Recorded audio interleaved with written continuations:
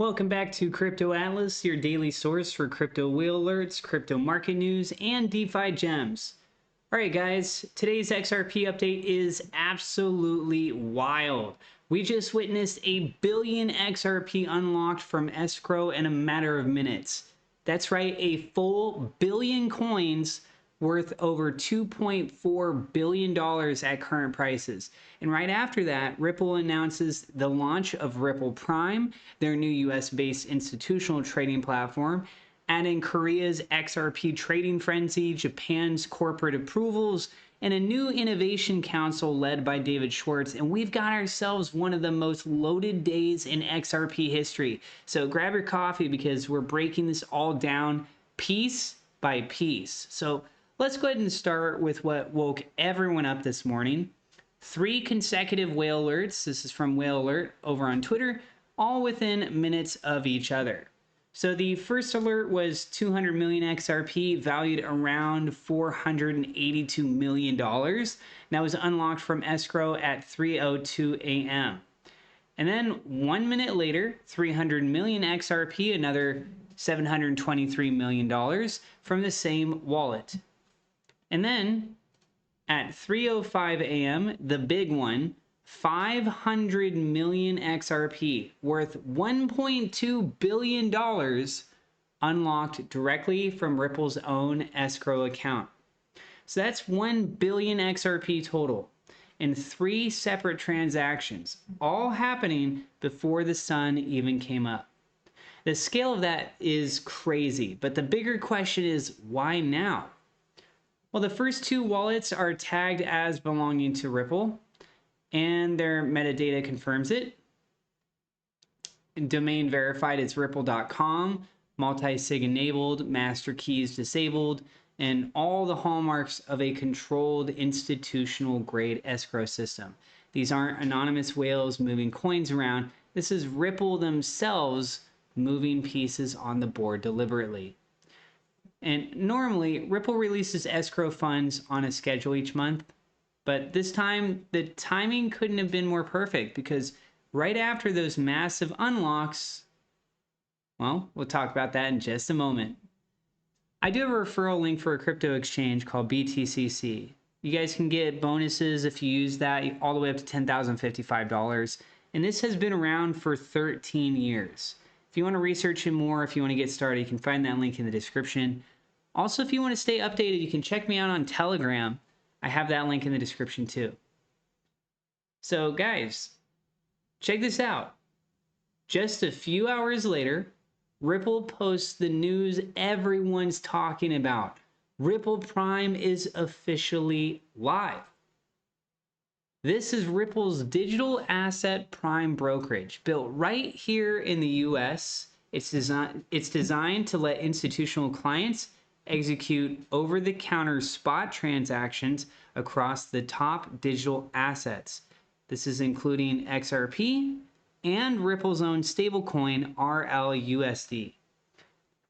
Now, if you're wondering why over-the-counter is important, it's how big players like hedge funds and institutions move large sums without tanking the market price. It's quiet, efficient, and regulatory compliant, which brings us back to the whale alerts. Those escrow unlocks could very well be Ripple preparing liquidity for these new institutional operations. It's entirely possible that the billion XRP we just saw unlocked isn't going to exchanges, but rather to Ripple's own liquidity pools. Inventory that could be used for over-the-counter trades within Ripple Prime. It's like stocking the shelves before opening the store. Then we move on. Analyst Paul Barron immediately jumped on this story, calling Ripple Prime's launch huge for crypto. He pointed out that Ripple is stepping directly into the ring with Coinbase Prime and Anchorage, 2 of the biggest players in institutional crypto trading. He also emphasized that this move is going to accelerate capital inflows from institutional investors.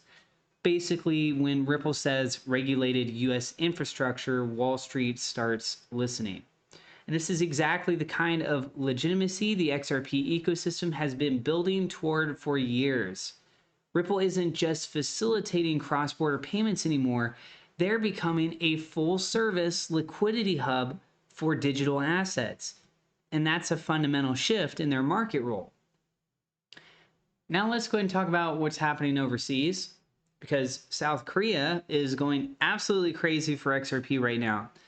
According to Xive Crypto, the country's largest exchange, Upbit, has XRP leading all trading pairs, even overtaking Bitcoin and Ethereum with more than $259 million in 24-hour volume.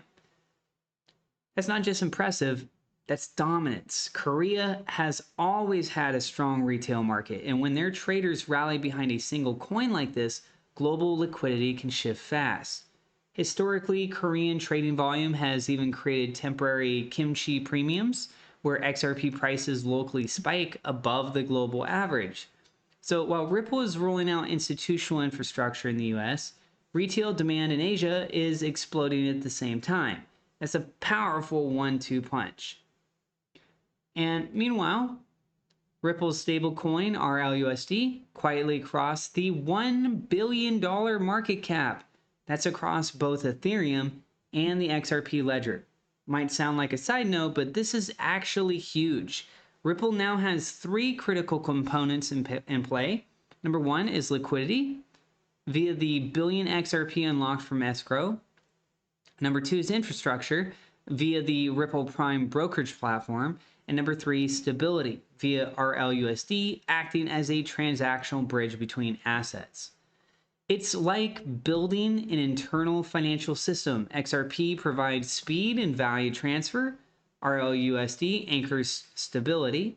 And Ripple Prime connects it all to institutional money.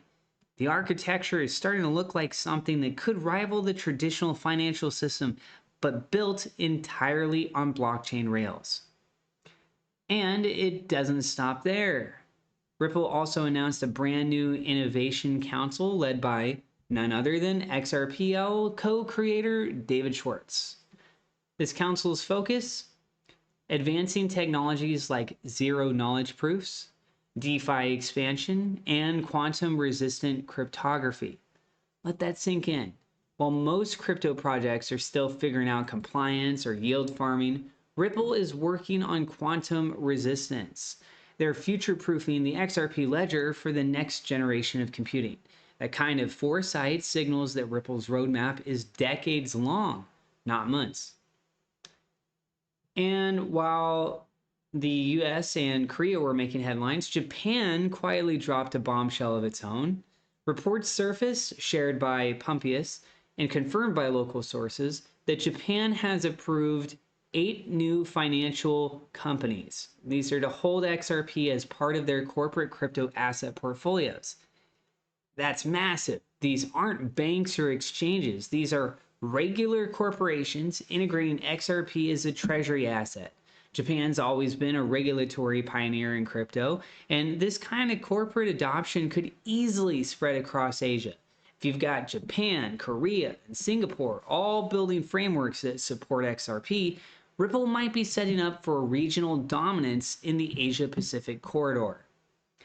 And just to top it all off, Ripple's annual Swell 2025 event is literally tomorrow in New York City, and the speaker lineup is stacked. Well, actually, I believe this is going on for today. So Paul Byrne pointed out some big names: BlackRock, Nasdaq, Citi, BNY Mellon, Franklin Templeton, even a representative from the White House.